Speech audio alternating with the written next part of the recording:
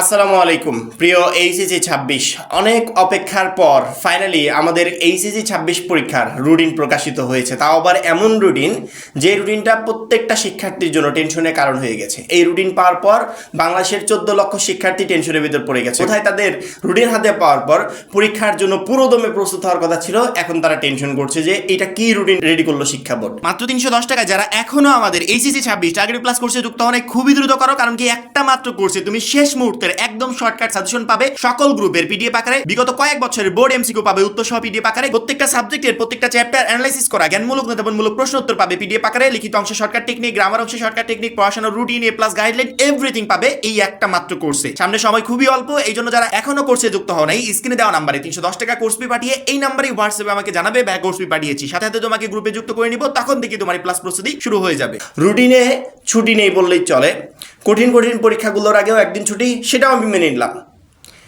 আমি মেনে নিলাম যে তারা দ্রুত পরীক্ষাটা শেষ করতে চাচ্ছে, কিন্তু আমরা তো শুক্র শনিবার ছুটি পাওয়ার কথা আমাদের, সেই ছুটিটা কেন নেই?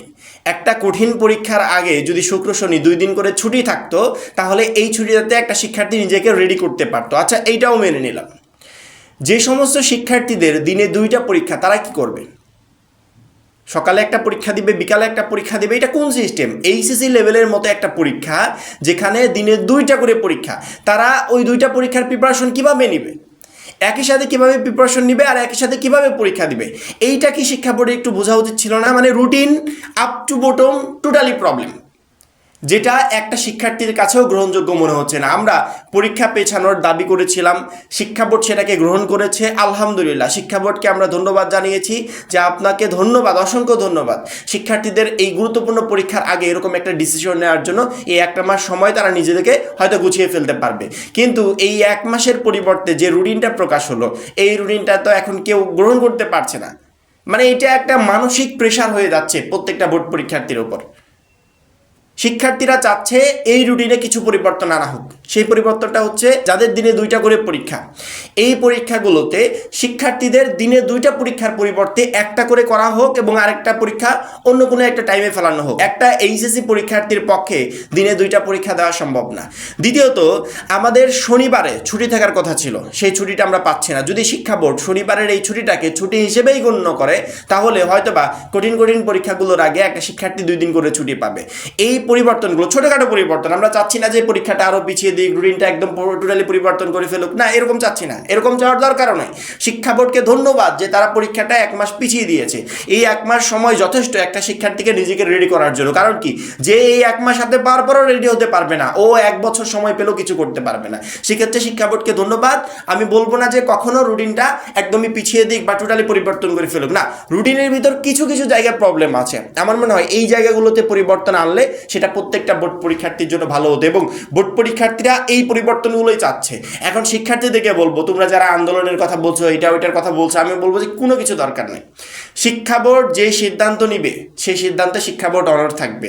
এখন পরীক্ষা যে পিছিয়েছে না, 2 জুলাই থেকে পরীক্ষা হবে, এই 2 জুলাইয়ের পরীক্ষা তোমরা আর কখনো পিছাতে পারবে না, কারণ কি এটা পিছাবে না, এটা আমাদের দাবির পরিপ্রেক্ষিতেই আমরা যা চেয়েছিলাম তেমনটাই তারা দিয়েছে।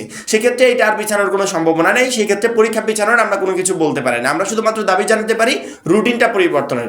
এখন রুটিন পরিবর্তনের এই দাবির জন্য যদি এখন এই মুহূর্তে আমরা আন্দোলন করি, পরবর্তীতে 2 জুলাই থেকে আমাদের পরীক্ষায় বসতে হবে। এখন এইচএসসি লেভেলের প্রত্যেকটা শিক্ষার্থীর জীবনে এই এক একটা সেকেন্ড খুবই গুরুত্বপূর্ণ। এই সময় আমরা যে প্রিপারেশন নিব, এই প্রিপারেশনে আমাকে পরীক্ষার হলে পরীক্ষা দিতে হবে। এখন যদি কোনোভাবে গ্যাপ দিই, এই গ্যাপ আমি কখনো পরীক্ষার আগে পূরণ করতে পারবো না। সেক্ষেত্রে আন্দোলনের এই বিষয়গুলো আপাতত মাথা থেকে স্কিপ করে সাইডে রেখে দিই। আমি আমার কথা বলবো না, অন্যান্য সব টিচাররা চেষ্টা করেছে সে দাবিগুলোকে বোর্ডের কাছে তুলে ধরার জন্য। ওনারা তুলে ধরেছেন বলেই পরবর্তীতে শিক্ষা বোর্ডে এটা নজরে এসেছে। যদিও শিক্ষামন্ত্রী বলেছে যে গণমাধ্যমে আসার পর, আর গণমাধ্যমে কোথা থেকে আসলো? গণমাধ্যম কোনোদিনও এই এইচএসসি 26 পরীক্ষা পেছানোর দাবিগুলো উঠেছে এগুলো নিয়ে নিউজ করেছে? একটা নিউজও করে নেই। এই সমস্ত টিচাররা, এই সমস্ত স্টুডেন্টরা প্রচুর পরিমাণে ফেসবুকে লেখালেখি করেছে, কন্টেন্ট আপলোড করেছে, শিক্ষা বোর্ডে স্মারকলিপি জমা দিয়েছে, যার পরিপ্রেক্ষিতে এই পরীক্ষার ডেটটা তারা পরিবর্তন করতে বাধ্য হয়েছে।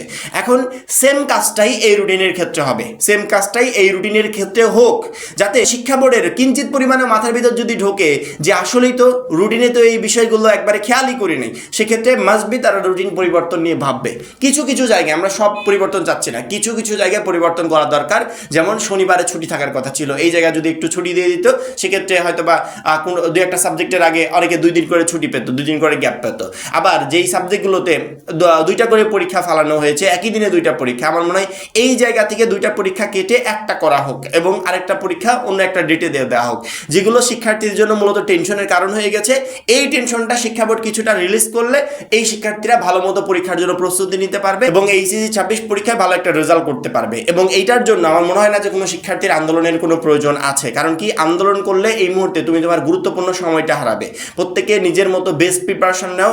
যারা একবার তোমার পরীক্ষা পেছানোর জন্য কাজ করেছিল তারা আবারও তোমার রুটিন পরিবর্তনের জন্য কাজ করবে। বাদবাকি তো শিক্ষা বোর্ডের সিদ্ধান্ত, তারা শুধুমাত্র কাজ করার দরকার করে যাবে, রুটিন নিয়ে কথা বলার দরকার বলে যাবে, বাদবাকি সিদ্ধান্ত শিক্ষা বোর্ডের। শিক্ষা বোর্ড যদি মনে করে যে যারা এই বিষয়গুলো নিয়ে কথা বলছে আসলেই তো যৌক্তিক কথা বলছে, সেক্ষেত্রে অবশ্যই শিক্ষা বোর্ড এই রুটিনটা পরিবর্তন করবে। আমরা সবসময় বোর্ডের ওয়েবসাইটের উপর নজর রাখবো, যখনই শিক্ষা বোর্ড এই বিষয়ে কোনো আপডেট জানাবে তৎক্ষণাৎ ভিডিওর মাধ্যমে তোমাদেরকে জানিয়ে দেবো। এবং সামনে কিন্তু সময় একদমই কম, পরীক্ষার ডেট অ্যানাউন্সমেন্ট হয়ে গেছে, রুটিন দিয়ে দিয়েছে, সেক্ষেত্রে কিঞ্চিত পরিমাণও টাইমও আমার হাতে নাই যে টাইমটাকে আমি নষ্ট করতে পারি। প্রত্যেকটা শিক্ষার্থী যারা এখনো আমাদের এইচএসসি 26 টার্গেটে প্লাস কোর্সে যুক্ত হয়নি, খুবই দ্রুত যুক্ত হয়ে যাবে, কারণ কি এই একটা মাত্র কোর্সই তোমাকে শেষ মুহূর্তে প্রত্যেকটা সাবজেক্টে A+ প্রিপারেশন নিতে প্রচন্ড পরিমাণে হেল্প করবে। সবাই ভালো থাকবে, সুস্থ থাকবে, আল্লাহ হাফেজ।